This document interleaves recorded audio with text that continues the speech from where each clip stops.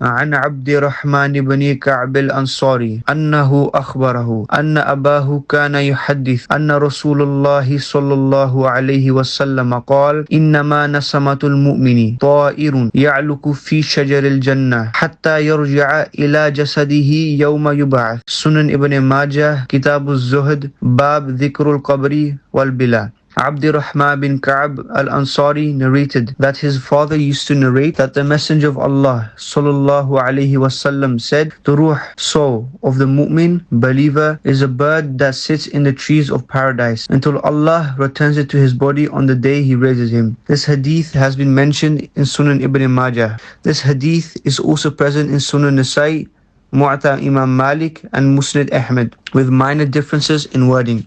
From this hadith, it is clear that after death, the soul of a believer resides in paradise and not in this worldly grave.